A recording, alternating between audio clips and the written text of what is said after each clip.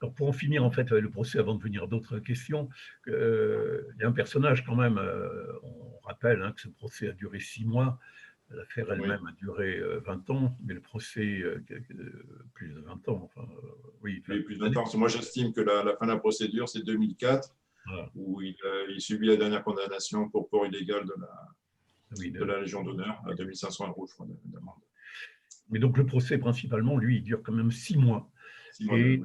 il y a entre guillemets, et avec tout le respect que je porte là-dedans, il y a un petit président qui sort d'on ne sait où, que personne n'attend, qui s'appelle Castagnède, Jean-Louis Castagnède, et qui va avoir la charge de mener ce procès. Au départ, on part pas pour 6 mois, hein, on part pour 2 mois, Oui, c'est c'est 3 mois, je déjà crois, pas d'écrit. mal, mais il se retrouve, voilà, il se retrouve à la tête de cette histoire et il faut tenir pendant 6 mois parce qu'il y a du monde en face et du solide, pas que les avocats des parties civiles, mais rien que cela déjà. Et puis les parties civiles, enfin, il y a quand même, c'est un lieu où enfin, je veux dire, il y a une dramaturgie incroyable Oui, oui, pendant oui. 6 mois. Et puis bon, tout le monde connaît hein, assez bien un peu ça. Comment tu vois maintenant avec le recul le rôle de ce personnage qui, soit dit en passant, et c'est assez incroyable, est décédé à 62 ans, Oui. quelques heures après Papon. Il a eu une 12 heures après. rupture d'anévrisme et il est décédé 5-6 heures après Maurice Papon. Ce qui est quand même, une coïncidence, évidemment, c'est une coïncidence, mais une coïncidence assez extraordinaire.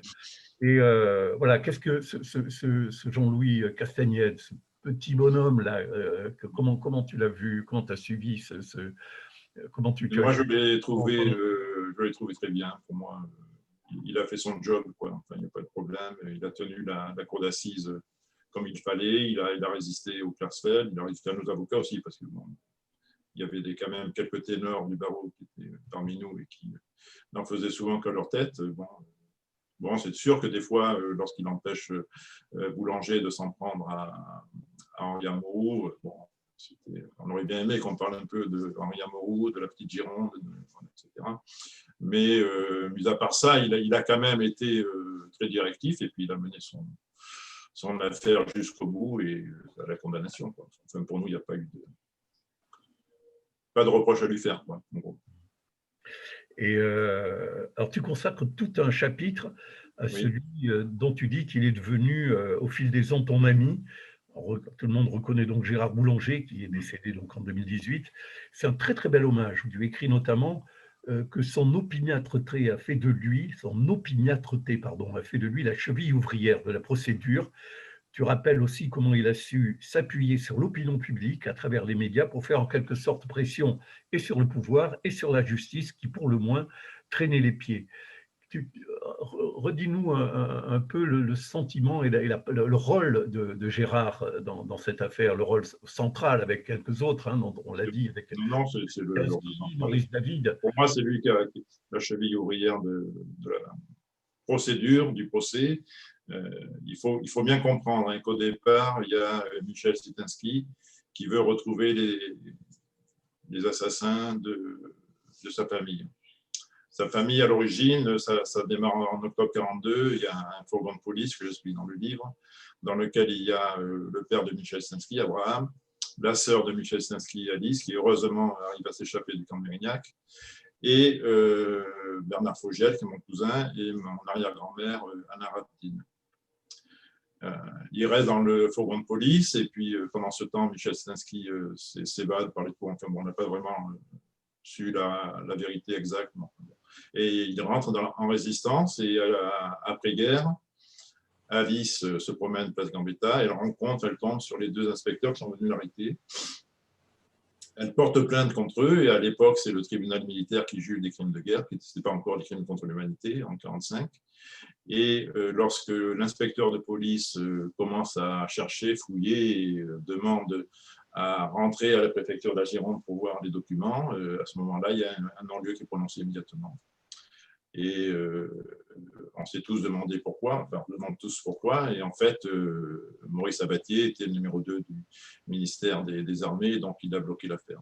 Mais Sitansky n'aura de cesse de continuer à savoir ce qui était arrivé à ses parents et qui les avait fait déporter. Donc on peut dire que c'est vraiment lui qui est à l'origine de l'affaire Papon. Et lorsqu'en 80, le MRAP se constitue partie civile pour crime contre l'humanité contre Maurice Papon, sa plainte est jugée irrecevable. Et à ce moment-là, on change de formule et on demande à des parties civiles individuelles de se constituer pour crime contre l'humanité contre Papon. Et c'est là qu'intervient notre famille, donc Maurice, qui était un ami de Michel Szymanski, militants communistes tous les deux. Et donc c'est pour ça que je disais les juifs laïcs et ma famille. Donc nous sommes les 4 premiers plaignants. Et il y avait toujours, je crois qu'on en avait parlé une fois, un colloque à la région de Bordeaux, il y avait 2 pôles contraire, un pôle négatif et un pôle positif. Je crois que c'est Boulanger qui disait ça. Et Gérard Boulanger était entre mon père et Michel Szymanski, en essayant de modeler tout ça. Mais on a eu affaire, enfin bon, pour ceux qui connaissent un peu Michel Szymanski et ses capacités à vouloir tout faire, quoi. Parce qu'à un moment donné, je me souviens de mon père qui lui dit mais enfin, Michel, tu ne peux pas être à la fois le juge, l'historien, la victime, le plaignant, l'avocat, il faut que tu choisisses, il faut que tu choisisses ton camp. Donc, il voulait tout faire, quoi. Et Gérard Boulanger, lui, il a mené son petit chemin. Ma famille a toujours été fidèle à Gérard Boulanger, du début jusqu'à la fin, donc dès 80 jusqu'à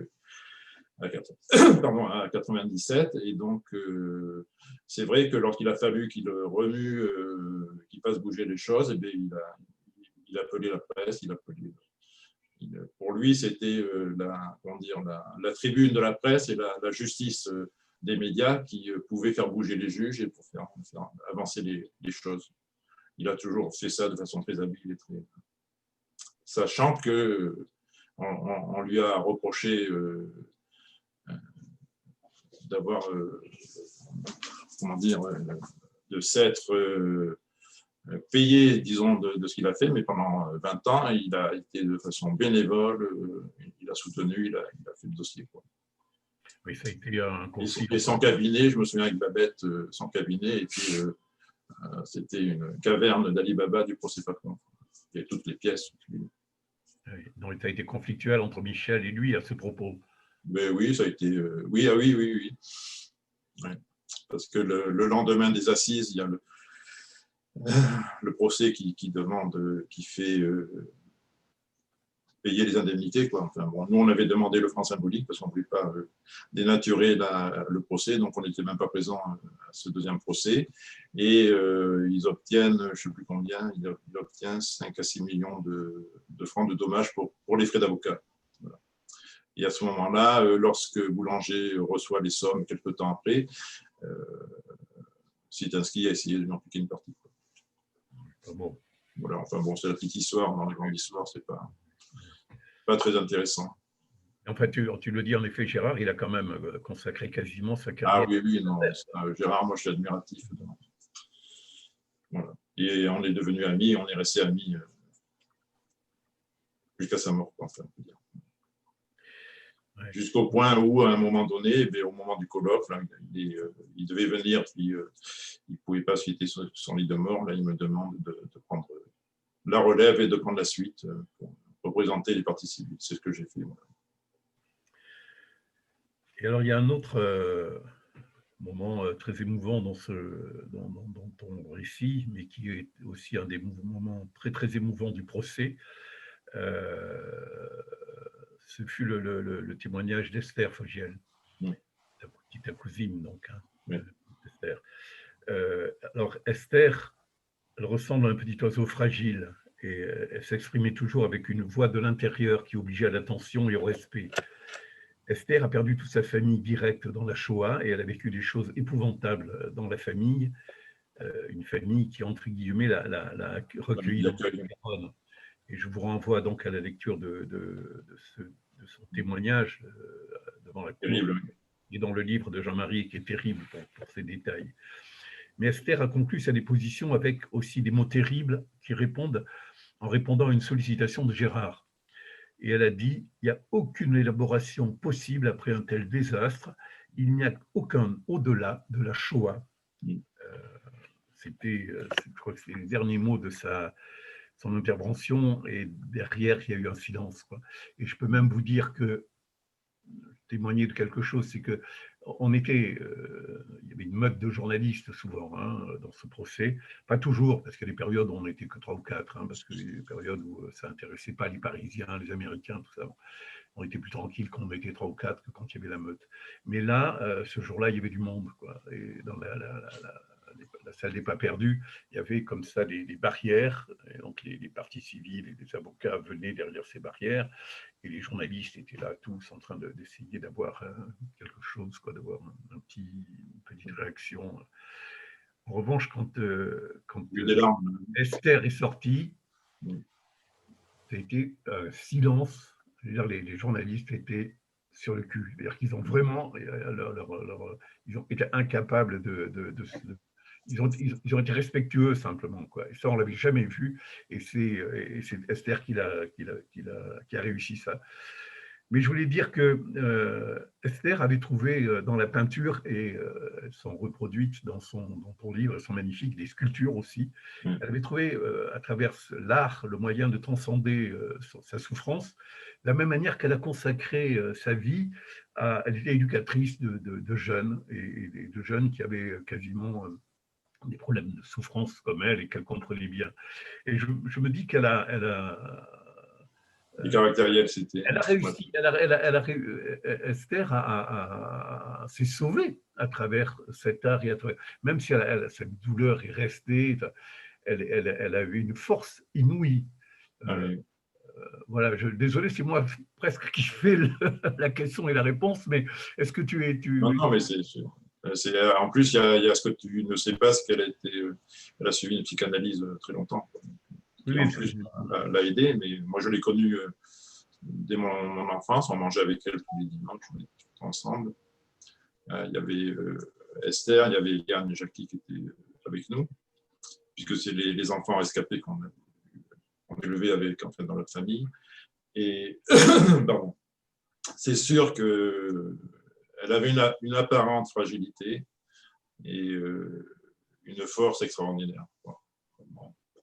Et elle tenait tête à des délinquants caractériels, c'était dans un centre de rééducation près de Saint-Loubès. On les ramenait souvent le samedi ou le dimanche dans un quart de gendarmerie, et elle leur tenait tête. Quoi. Elle arrivait, elle les contrôlait, elle les dirigeait. C'était extraordinaire ce qu'elle arrivait à faire. Quoi. Mais avec ce qu'elle avait vécu, avec ce qu'elle vivait, elle a fait quand même plusieurs tentatives de suicide. Enfin, et ça a été dur, c'est sûr. Elle en avait tiré quand même une force étonnante. Comment ? Elle avait tiré une force très étonnante. Quoi. Oui. Et c'est vrai que la manière dont elle venait, chaque mot était pesé, de sa petite voix douce, elle disait des choses extrêmement fortes. Pour moi, c'était ce témoignage-là et celui d'Eliane, hein, qui étaient les deux plus terribles. Parce qu'ils étaient enfants, quoi, à l'époque. Esther, elle avait 8 ans. Eliane, je crois qu'elle avait 8 ans aussi. Alors, désolé hein, pour ceux on partage des choses qu'on a vécues de façon assez intense, et voilà, désolé. Pour en revenir au temps présent et peut-être à plus de politique, encore que tu te demandes pourquoi il est aujourd'hui aussi anachronique et difficile de condamner les attentats visant les populations civiles israéliennes tout en condamnant la politique meurtrière de M. Sharon et de M. Netanyahou. Et moi, j'ajoute, c'est aussi cet incroyable et suspect amalgame instauré par certains entre antisionisme et antisémitisme. Quand on se permet, à très juste titre, hein, de critiquer la politique d'annexion d'un Netanyahou, on devient antisémite. Où on en est là? Est-ce que les choses ont évolué par rapport à ça, ou est-ce que on est toujours dans une espèce de dichotomie comme ça assez effrayante, quoi? Moi, je pense que les choses ont évolué et pas dans le bon sens. C'est-à-dire qu'aujourd'hui, tu ne peux plus faire parler d'antisionisme parce que tu es accusé d'antisémitisme. Pourquoi? Parce que quand tu es antisioniste, tu veux exclure les Juifs d'Israël, donc tu es contre les Juifs. Et voilà. Enfin, bon. Et il n'y a pas de vision globale. Moi, ce que j'aimerais, c'est qu'il y ait une vision globale et que les victimes soient avec les victimes et Ce qui, moi, me gêne le plus aujourd'hui, c'est de voir des gens, il y en avait dans ma famille, bon, qui ont été victimes du nazisme de façon certaine, quoi, et qui s'en prennent elles-mêmes à des Noirs ou à des Arabes, enfin, etc. Et je n'arrive pas à comprendre comment des victimes de racisme soient elles-mêmes racistes envers d'autres populations.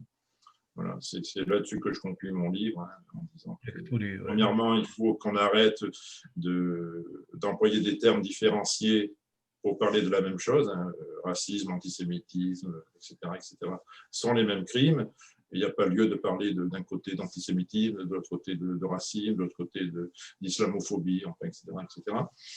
Et il faut peut-être qu'on commence à regarder un peu notre passé, puis se rendre compte que, par exemple, il n'y a pas de racines judéo-chrétiennes, ça n'existe pas, quoi. Quand on parle de racines judéo-chrétiennes, forcément, on exclut une tierce personne, enfin une tierce communauté du bassin méditerranéen. Alors que la France, nos racines, elles sont largement au-delà des Celtes, enfin, etc., etc. Je crois que c'est une façon les mots sont capables de tuer et de diviser les populations. On parlait avec Dominique de laïcité, mais c'est la base, quoi. C'est le repli identitaire, le communautarisme qui sont la base du fascisme, quoi. Et donc, trouver des termes qui soient des termes génériques pour parler des mêmes choses, ça me semble indispensable, quoi. Puis arrêter de parler de ce qui divise. Mais voilà, aller dire à quelqu'un dans une université qu'il n'y a pas de racines judéo-chrétiennes, ça paraît, ça a du mal à passer, quoi, encore. Par exemple. Ton père a une très belle formule qui ne me revient pas tout à fait sur la laïcité par rapport à la notion de laïcité et de liberté. Tu l'as en tête? La laïcité n'est pas une opinion, c'est la liberté d'en avoir une. Voilà. En fait, ça, je l'explique dans le livre, hein, c'est une formule qui vient de mon grand-père et qui était, lorsqu'il était à Riga, qui faisait partie du Bund, et c'est une formule du Bund. On ne parlait pas de laïcité, mais de liberté de pensée, qu'on a traduit comme ça en France, que mon père a repris et que moi j'ai introduit après lorsque j'étais président du comité laïcité république, c'est devenu sa devise. Et le Grand Orient de France en a fait aussi sa devise. Petite formule familiale qui est devenue la devise du comité laïcité république et du Grand Orient de France. Tu fais allusion au Bund et faut savoir aussi, c'est qu'une grande partie des partis civils ce sont des juifs qui venaient de l'Est, qui pour certains justement avaient été engagés étaient plutôt des gens révolutionnaires, et puis qui sont arrivés ici, qui étaient des pauvres Amériadèques, par opposition souvent d'ailleurs à une partie des partis civils qui étaient plus, eux, des juifs riches. Il y a eu aussi cet antagonisme. Oui, bien sûr. Enfin bon, toujours, hein. Ça existe encore. Malheureusement, ça existe encore. Lorsque, par exemple, quand ma famille arrive à Mériadec, donc ils viennent de Lettonie, ils sont mis, enfin pour ceux qui ont connu Mériadec de l'époque, moi je l'ai connu très très peu, place Mériadec, c'était là où il y avait le marché aux puces, enfin, etc. Dans la rue de la Chartreuse, qui n'existe plus aujourd'hui, mais enfin, qui est la rue qui passe devant les pompiers, qui passe jusqu'au cimetière de la Chartreuse. C'était la pauvreté absolue, quoi. C'était pas un ghetto, mais pas loin d'être un ghetto, quoi. Et puis il y avait dans la communauté, dans la synagogue à Bordeaux, la communauté marane, qui sont des juifs qui ont quitté l'Espagne il y a 300 ou 400 ans et qui sont devenus des bourgeois, quoi. Donc ils n'acceptaient pas cette communauté, ces juifs venus d'Europe de l'Est. Et lorsque je demande au rabbin Maman, juif, enfin, bon, peu importe, de revoir le mur des noms qu'il y a sur la synagogue. Il y avait 600 noms à peu près pour 1597 déportés. Vous voyez qu'il y a quelques manquements. Chaque fois, je lui dis, mais il faudrait quand même mettre tous les noms. Pourquoi il n'y a pas tous les noms? Donc, il m'envoie péter chaque fois, enfin, bon, voire même. Et une fois, je l'avais filmé avec un ami à moi, je lui ai dit, tiens, viens voir si tu veux voir un rabbin m'insulter, tu vas voir. Et donc, je lui redemande, et puis il me dit, mais il y en a marre, monsieur Matisson, vous me faites chier, tout ça.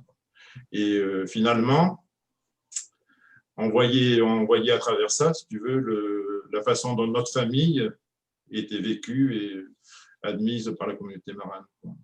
Alors aujourd'hui, ils ont fait l'effort, ils ont fait un mur, une paroi des noms avec la quasi-totalité des déportés. Il y a encore quelques imperfections, mais enfin, ce n'est pas dû à leur fait. Mais ils l'ont fait, quoi. Ils ont fait cet effort-là. Je pense qu'il y a toujours cette division ancestrale qui existe. Ah, oui. Bon, dimension lutte des classes, un peu, quoi. Oui, ben, c'est de la lutte des classes, tout à fait. Et justement, enfin, j'ai une dernière. C'est pour ça que je disais qu'il fallait que ce soit des juifs laïcs qui déclenchent l'affaire et qui la suivent, parce que je pense que le consistoire ne l'aurait pas fait. Certainement. Ouais. Et juste pour en finir avec une question qui est très actuelle, il y a finalement, moi j'ai découvert, je ne savais pas, dans le livre, l'histoire de la profanation de la tombe de ta grand-mère dans le cimetière israélite, donc rue Cour de l'Isère, hein, c'est dans ce cimetière. Et donc, avec la difficulté, c'est que le juge qui traite l'affaire a beaucoup de mal à envisager que ce soit une action un acte antisémite. Antisémite, un acte antisémite. Surtout pas qu'on dise que c'est un acte antisémite. Peut-être qu'il a raison, mais enfin, quelqu'un qui s'en prend, ils étaient 3 les individus, donc on en a arrêté un, qui s'en prennent à un cimetière israélite et qui démolit 7 ou 8 tombes. On ne peut pas me dire que c'est un acte qui n'a pas une connotation, quoi. Premièrement, et deuxièmement, cette façon-là de s'en prendre aux morts, moi je trouve ça inadmissible, quels que soient les cimetières d'ailleurs, que ce soit les cimetières musulmans ou israélites. Je pense qu'il y a quand même un problème civilisationnel grave là. Comment on a pu créer une société dans laquelle des gens s'en prennent aux morts. Moi, ma grand-mère, elle est morte 2 fois pour moi. Voilà, donc. Bon, alors, j'ai mis ça et on attend la suite, peut-être qu'il y aura une suite, un autre livre après enfin non, je pense pas, mais je rigole. Le procès est en cours, ça fait 2 ans que la procédure était engagée. Moi, je me suis constitué partie civile avec ma famille parce que je ne voulais pas qu'à un moment donné, ça rejoint un peu la question précédente, mais je ne voulais pas qu'à un moment donné, il n'y ait que le consistoire israélite de Bordeaux qui soit partie civile et que la personne qui a fait la profanation se présente en disant « Ah, mais je suis désolé, j'étais alcoolisé, je m'excuse, etc. » Et que dit « Bon, c'est pas grave, vous allez venir nettoyer le cimetière pendant 2 fois par mois, pendant 6 mois, et puis c'est bon, on n'en parle plus. » Non, moi, je veux pas qu'il soit jugé pour les actes qu'il a commis. Bon, on a presque, je vais laisser la parole aux autres, juste pour quand même donc le livre, je vous le montre comme ça, donc c'est un gros bouquin. C'est un pavé, oui. 600 pages, hein, c'est un pavé. C'est une belle somme en fait pour ceux qui ont envie d'avoir une espèce d'intégrale en fait de cette affaire. Il y a à peu près tout, quoi. Alors, pas évidemment, et puis il n'y a pas tout, heureusement, parce que faudrait 50 tomes, mais il y a l'essentiel. Et c'est vrai que c'est, de ce point de vue-là, un très beau document. Je rappelle qu'il y a des très, très belles reproductions donc, d'Esther. Il y a un très beau texte qui est de ta fille, à qui tu as confié finalement oui, parce que je vais vous expliquer pourquoi. De la famille, de l'histoire de la famille. Nous, on a, c'est ce que je vous expliquais lorsque j'ai déposé devant le Castagnette, justement, pour expliquer qu'il y avait une chape de silence sur nos déportés. Donc, nous, on a 10 personnes qui sont mortes dans Auschwitz. Et une incapacité que l'on avait à reconstruire et à reconstituer la famille. Et moi, j'ai beaucoup de mal, par exemple, entre Jackie et Esther, qui n'ont pas le même niveau de filiation. J'ai toujours beaucoup de mal à savoir qui était ma cousine, qui était ma tante, qui était Et lorsque je me suis attaché à ça, j'avais tout le matériel qu'il fallait, j'avais eu des correspondances avec le mémorial de la Shoah, et on s'est rendu compte de certaines choses. Par exemple, que Maurice, mon père, avait un demi-frère qui est mort en déportation, Fernand, pardon. Et lui pensait, mes grands-parents pensaient aussi, enfin, donc son père et mon père, pensaient qu'il était mort en déportation sans descendance. Et quand j'ai réécrit au mémorial de la Shoah, ils m'ont dit non, non, mais on a une correspondance de sa fille et de sa petite fille. Voilà, donc, c'est là où j'ai découvert qu'il avait un fils, non, une fille et une petite fille, et nous, on ne l'a jamais su.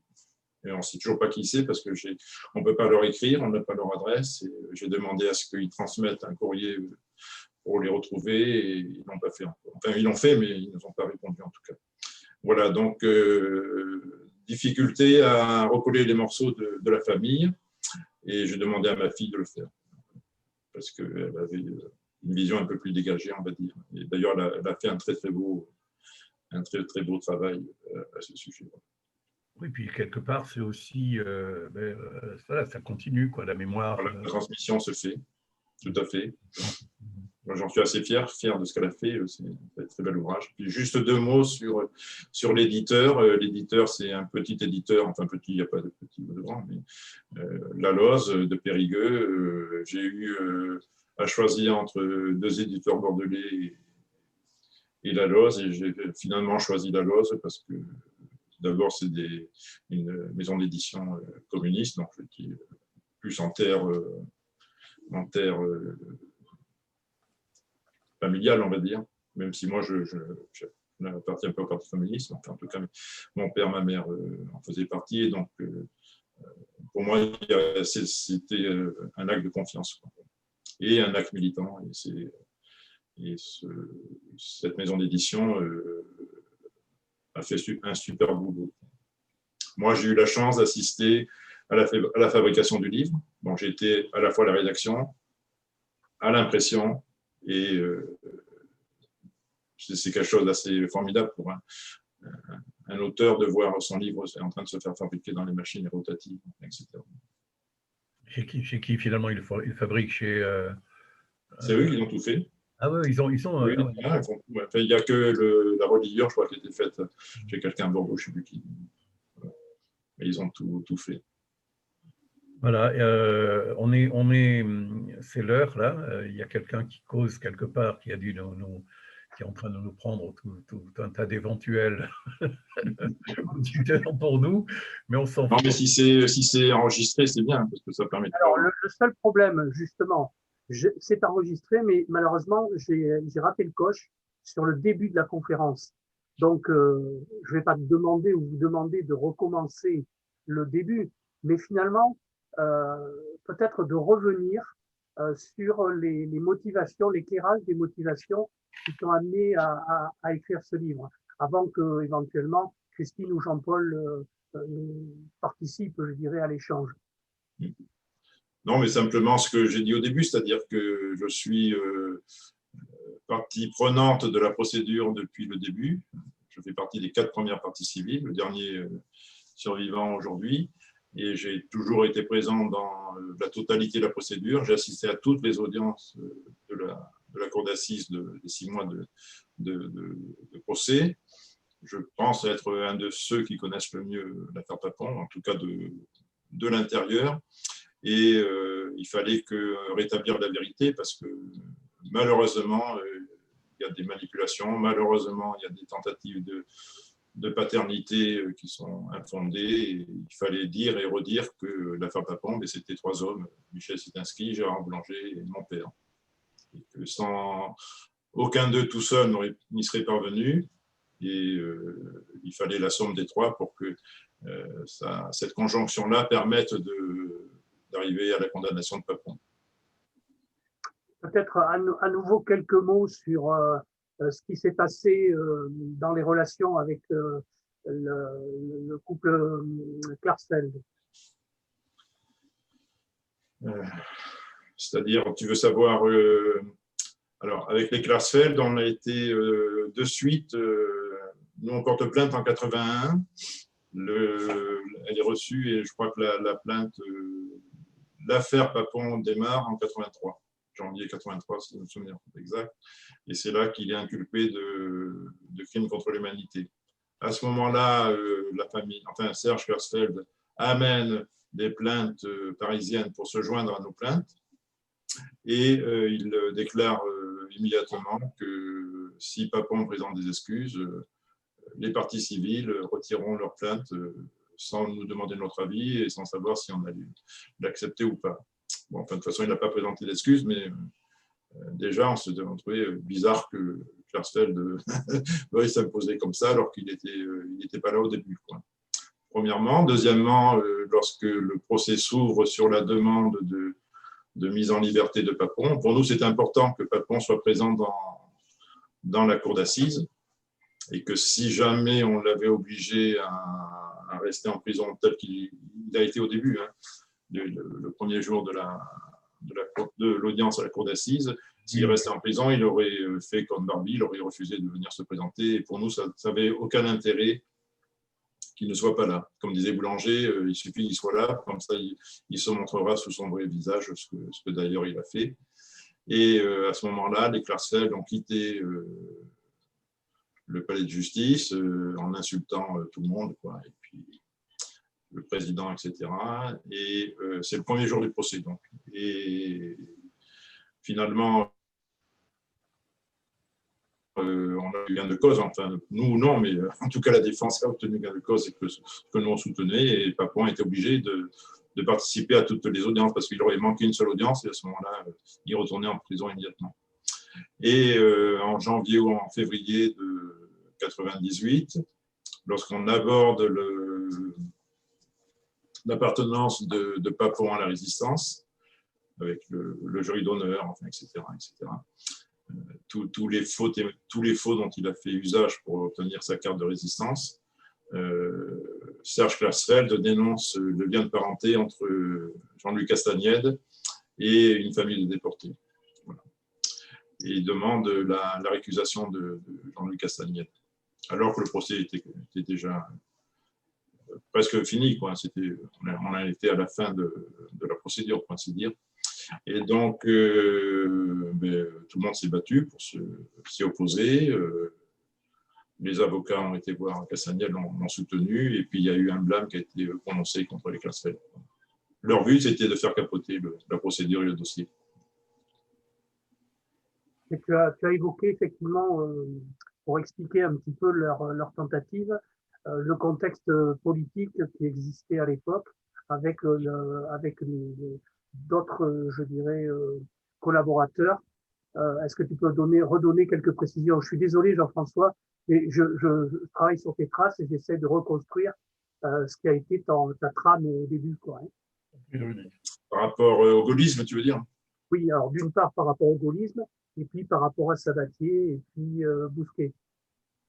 Alors, par rapport au gaullisme, il faut savoir que le problème de Papon, c'est qu'il était gaulliste et résistant, donc ça la foutait mal, quoi. C'est-à-dire que moi, personnellement, ça m'était égal de condamner un résistant à un crime contre l'humanité, mais ça gênait quand même les vrais résistants, comme mon père aussi inscrit. Il ne la trouvait pas très bonne, quoi. Mais, et donc, comme Papon était trésorier du Parti gaulliste, il avait été trésorier du Parti gaulliste, il a été membre du Parti gaulliste, il avait sa carte de résistant, et que les premiers mois du procès qui ont été les témoins de moralité qui venaient soutenir Papon, aucun d'eux ne le connaissait et tous attestaient de sa résistance. Aucun d'eux ne le connaissait pour les faits qu'il avait, enfin pour la période de la guerre, quoi. Il le connaissait après, il l'avait connu après, et puis il se retournait toujours sur les affirmations de Gaston Cousin, commissaire de la République, résistant authentique, qui avait toujours dit que Papon avait été résistant parce que Papon l'avait hébergé juste 2 jours avant la libération de Bordeaux. Voilà, donc c'était un acte de résistance très, très, très prononcé. Enfin bon, Boulanger avait fait un travail extraordinaire là-dessus. Il a écrit un livre, Un intrus dans la République, qui montre comment Papon, à force de faux, etc., obtient son titre de résistant, qu'il a obtenu d'ailleurs la carte de résistant que dans les années 60, lorsqu'il était préfet de Paris, bizarrement. Et lorsque j'ai indiqué, moi j'avais un ami qui était faisait partie des forces françaises libres, je lui ai dit Papon, il a eu tel numéro de carte, il m'a dit tu rigoles, s'il avait eu autant de résistants, il n'y avait jamais eu un Allemand en France.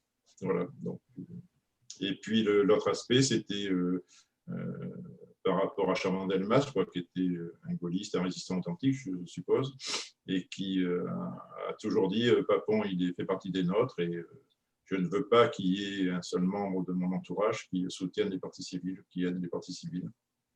Donc il y avait une chasse gardée autour de Papon, à travers laquelle il a fallu passer outre. Ce qu'on a fait en 88, lorsque l'opinion publique a basculé, mais pendant de 80 à 88, on était vraiment tout seul. À part, je crois que le seul qui nous avait, enfin la seule personne, c'était, je ne me souviens plus son nom, le préfet des Landes, qui, pour lui, Papon n'avait jamais été résistant. Et Delaunay, non?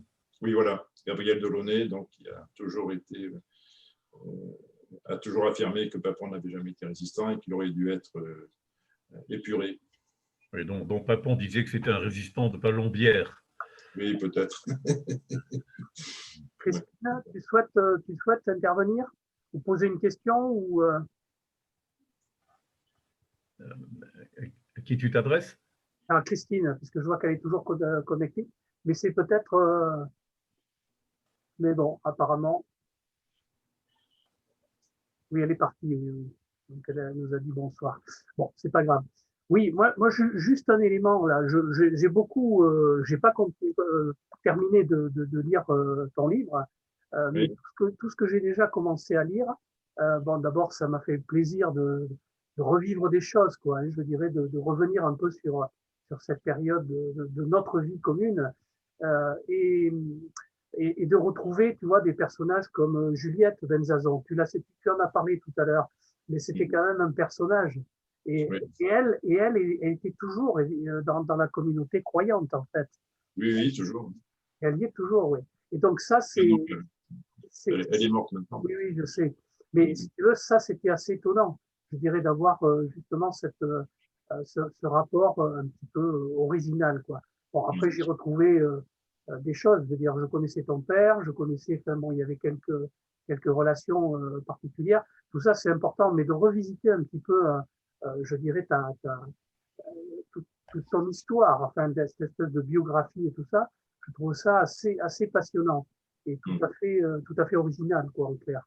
Et en même temps, on n'a pas tout ça, quoi, hein, je veux dire, dans nos propres biographies personnelles, c'est tout à fait étonnant. Je sais que Jean-François travaille aussi pas mal sur ces questions de biographie, d'histoire, de trajectoire, mais c'est tout à fait intéressant et j'espère que on sera nombreux à lire ton livre, quoi. Pour moi, un des éléments déclencheurs, j'en ai pas parlé là, mais c'est lorsque je vais dans les collèges, dans les lycées pour parler de la déportation, j'y vais à peu près tous les ans, quoi. Et j'ai vu évoluer au fil des années les questions qui me sont posées et les professeurs orientent les élèves maintenant sur une tentative de réhumanisation des victimes. Donc, il y a un lycée professionnel à Blanquefort, je crois que c'est à Blanquefort, qui a reconstitué le camp de Mérignac.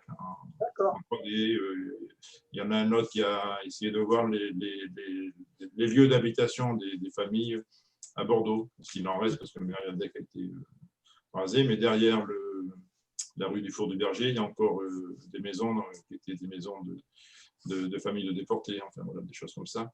Et moi, on m'a demandé à un moment donné si les élèves pouvaient retravailler, reconstituer notre famille. D'où ce chapitre que j'ai voulu qu'on écrive avec ma fille sur l'histoire familiale. Et finalement, ça a pris le pas, et ce livre-là, pour moi, c'est la rencontre de mon histoire familiale avec petite histoire familiale, avec la grande histoire, et la condamnation de Papon à 10 ans. C'est aussi un peu le réceptacle de tes 30 ou 40 dernières années de vie, Jean-Marie. d'une certaine manière. C'est un peu aussi toute ton histoire qu'il a dedans, enfin, et bien sûr. Contemporaine. Oui.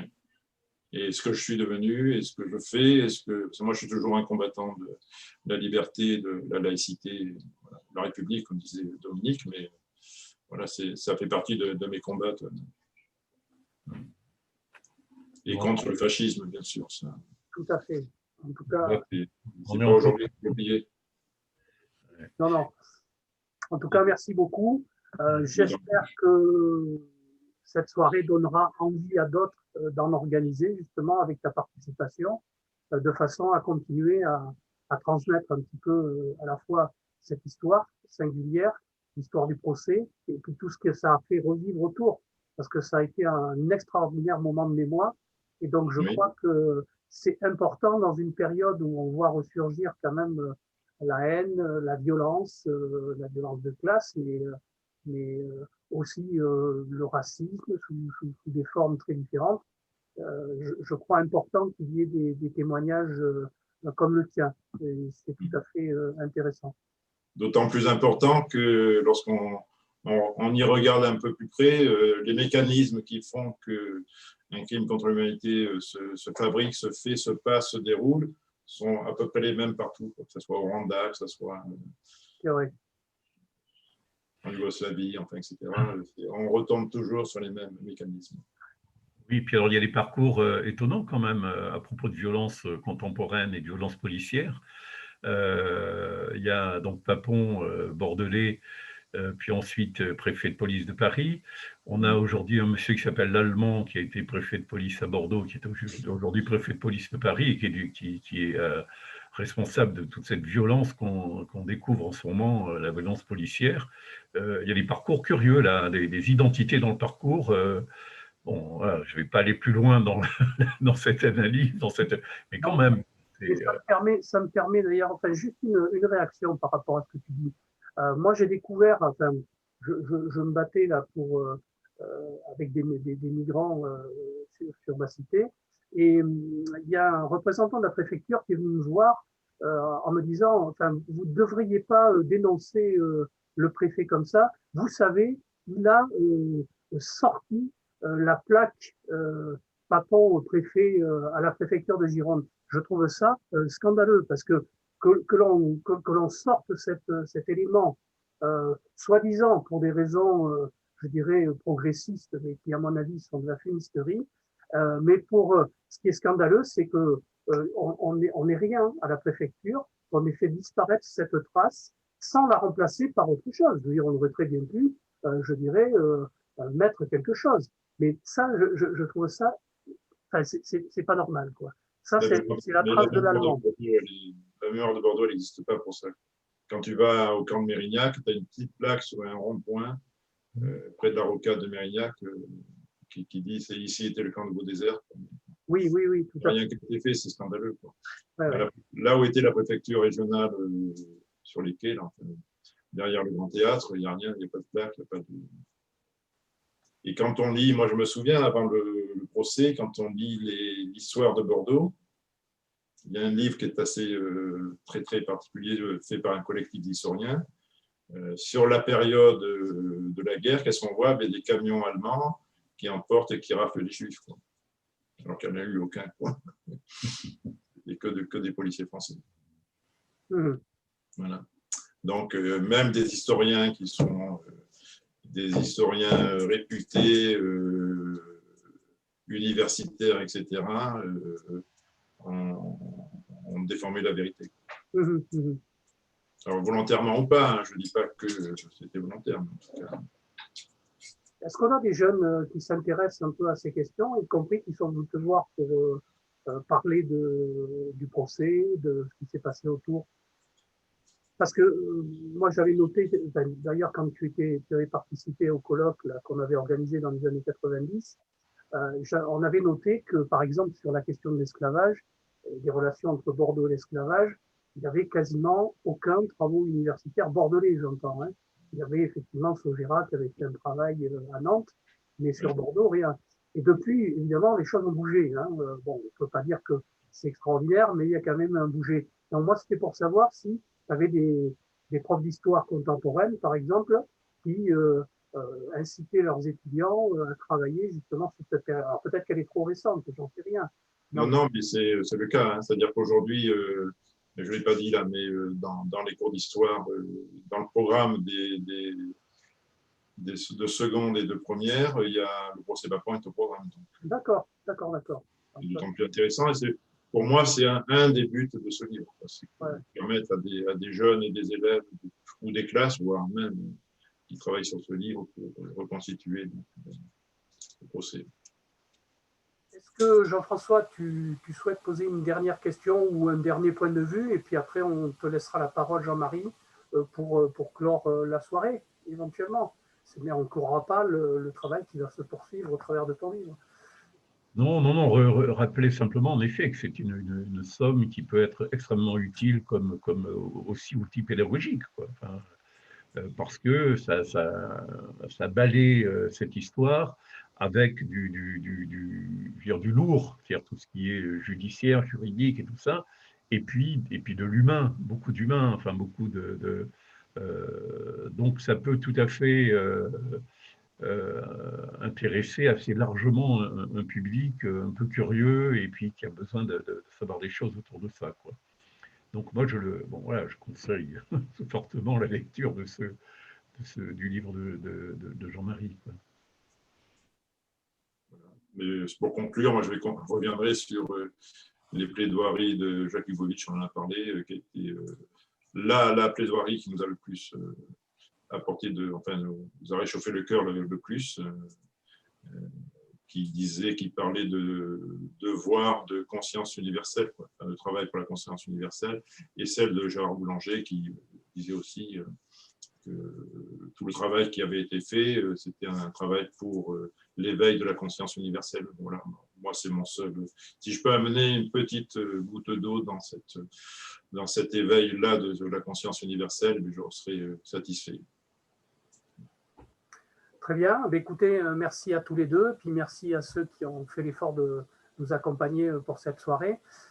Et puis, je donne rendez-vous pour ceux qui seront, pour les plus courageux, pour poursuivre un petit peu des échanges sur d'autres aspects, et notamment avec Jean-Marie, pas la semaine prochaine, mais si. Début décembre, je crois. Entre le 2 et le 5 décembre prochain, où on poursuivra justement, on va essayer d'approfondir un certain nombre de questions, notamment les questions entre l'universel, le singulier, et comment dépasser les questions communautaires. Enfin, on se posera toute une série de choses de ce type-là.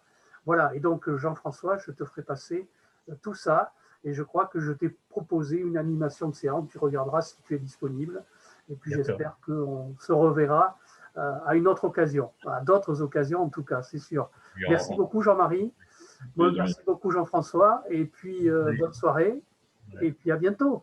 Juste une question, Jean-François, tu vas faire quelque chose sur Ancrage? Ah oui, oui, oui, oui, oui. Mais alors, pas tout à fait tout de suite, mais j'ai négocié avec mon équipe, avec mes copains.